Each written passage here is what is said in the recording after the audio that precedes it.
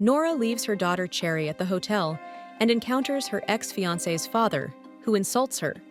Later, she returns a call from her father about her broken engagement. Unbeknownst to her, the CEO of the Hunt Corporation, staying in the adjacent suite, witnesses a brief interaction between Nora and a child resembling Cherry, sparking suspicion and intrigue. Was it possible? Could Nora, the woman he'd so carelessly dismissed, be hiding something? And what was the significance of the child's presence? Was she truly just a random guest's daughter, or was there a deeper connection? A connection that could shatter everything he thought he knew. He ordered the child. "Go back to your room, Pete." 5-year-old Pete Hunt, the only grandson of the family, was still staring in the direction of the elevator.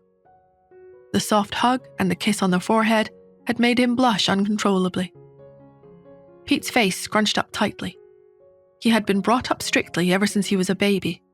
Every one of his meals was carefully created to give him the best possible nutritional value.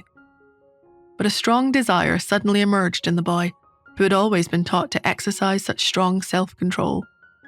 He announced, "I want to eat some chocolate mousse cake."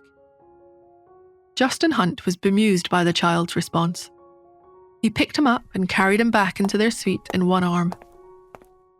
Exuding an icy aura that many people found intimidating, Justin walked over to his computer and continued the video conference he had been in the middle of. The person on the screen gave him their report. "Mr. Hunt, we've confirmed that Athena has indeed returned to the States. On top of that, we've just secured a photograph of her. It didn't come cheap either. I'll send it to you right away." Justin's thin lips parted slightly and he coldly spat out 2 words. "Find her." It was brightly lit at the Smiths' villa.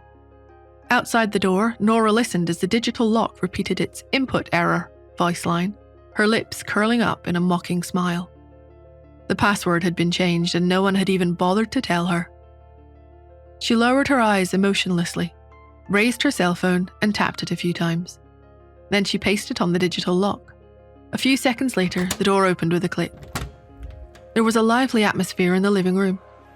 Seeing the gathered crowd, Nora realized she had just walked into a birthday party for her younger half-sister, Angela Smith. No one had noticed her come in, so Nora found a sofa in the corner and sat down intending to rest for a while.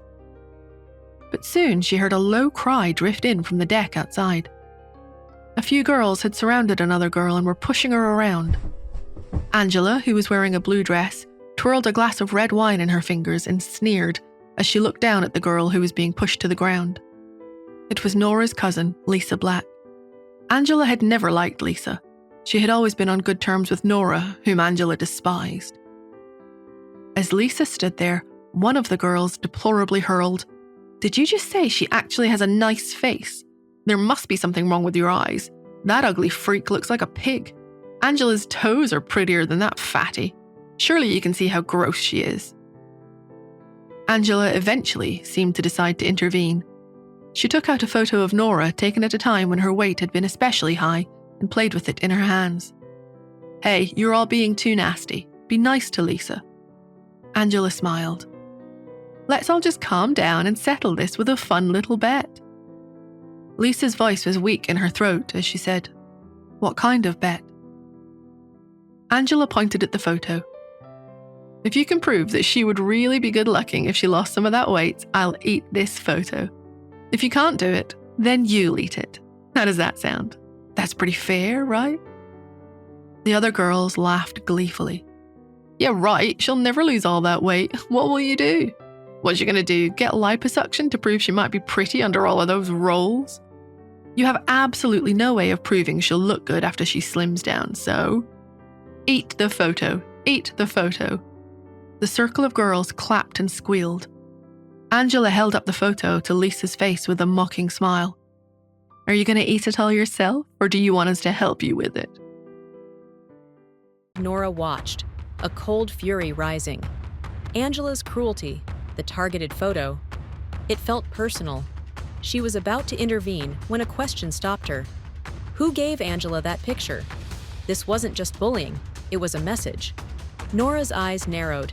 She wouldn't just stop the girls, she'd uncover the truth. But as she prepared to step forward, a chilling thought struck her. Was this a trap? Was revealing herself exactly what they wanted? And what waited for her if she did? Hi, Nora here.